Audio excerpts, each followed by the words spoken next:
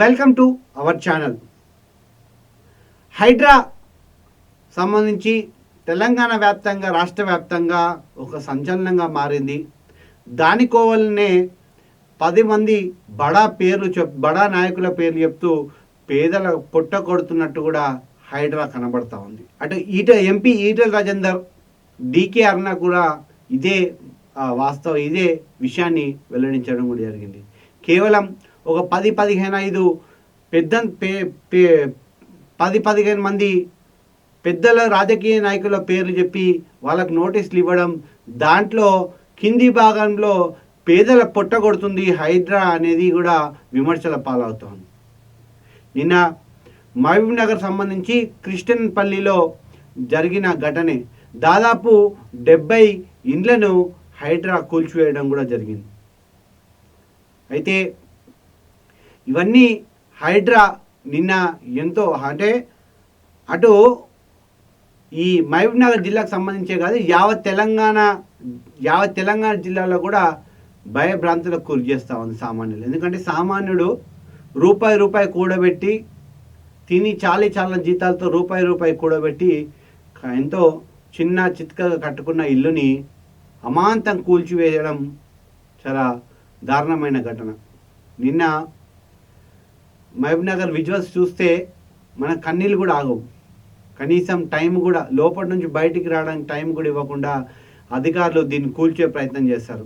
నిజంగానే అధికారులకు ఆ కాలనీ కట్టకముందే చిత్తశుద్ధి ఉంటే ఖచ్చితంగా ఈనాడు అది కూల్చేవారు కాదు. అప్పుడు కాసుల కకృతిబడి అధికారులు ఈ పనులు చేయడం, దాని తర్వాత ఈ అధికారులపైన చర్యలు తీసుకోకపోవడం కూడా ఒక గమనార్థం. ఎందుకంటే ఇప్పుడు ఒక కాలనీ ఏర్పడాలి, ఒక ప్లాట్ కొనాలంటే ఖచ్చితంగా సామాన్యుడు పోతే 1,00,000 క్వశ్చన్లు వేస్తారు. ఎక్కడుంది, ఎట్లా వచ్చింది. కానీ అదే ఒక ప్రజాప్రతినిధి లేఅవుట్ వేస్తున్నాడు అనుకుంటే దానికి ఏ పర్మిషన్ అవసరం, కేవలం కాసులతోటే వాళ్ళకు అధికారులకు అవసరం.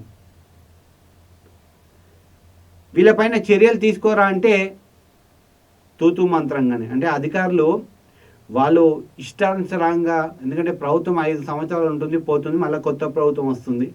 సో అధికారులు ఎప్పటికి ఉంటారు కాబట్టి ఏది చేసినా చెల్లుబాటు అవుతుంది అనేది వాళ్ళ యొక్క పరిపాటిగా కొనసాగుతోంది. దాంట్లో భాగంగానే అధికారులు కేవలం మున్సిపల్ శాఖ, ఈ టౌన్ ప్లానింగ్ ఆఫీసర్ల నిర్లక్ష్యం వల్లనే సామాన్యులు ఈరోజు బాధపడుతున్నట్టు తెలుస్తూ ఉంది. ఎఫ్టీఎల్ పరిధిలో ఆనాడే చెరువులు కబ్జా అవుతున్నాయని ఎన్నో వార్తా సంస్థలు ఎన్నో కథనాలు ప్రచురించినా తూతూ మంత్రంగానే చర్యలు తీసుకొని దాని తర్వాత వాళ్ళు ఇచ్చే అరకొరకు ఆశపడి దాన్ని ఎంక్రోచ్ చేసిన ప్రయత్నం, దాంట్లో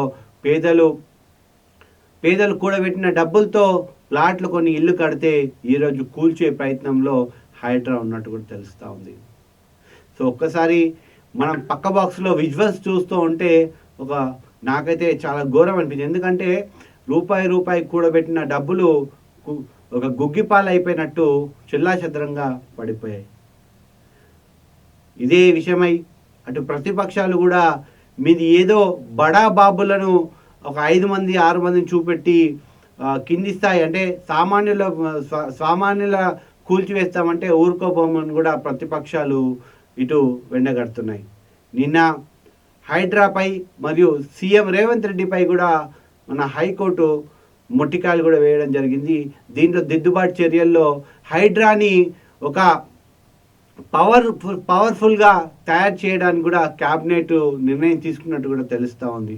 సిఎస్ కూడా నిన్న శాంతకుమారి సిఎస్ కూడా ఇదే విషయమై ఒకవేళ కోర్టులో సమస్యలు ఉంటే ఎట్లా, కోర్టుకు వెళ్తే ఎట్లా, ఏం చేయాలి, దాన్ని ఎదుర్కోవాలనేది కూడా దీనిపైన ప్లాన్ కూడా సమాచారం చేస్తున్నట్టుంది. ఈ హైడ్రా కిందికి అటు ఎంఆర్ఓ, ఇటు ఇరిగేషన్ శాఖ, అటు టౌన్ ప్లానింగ్ ఇవన్నీ కూడా తీసుకొచ్చి హైడ్రాని బలోపేతం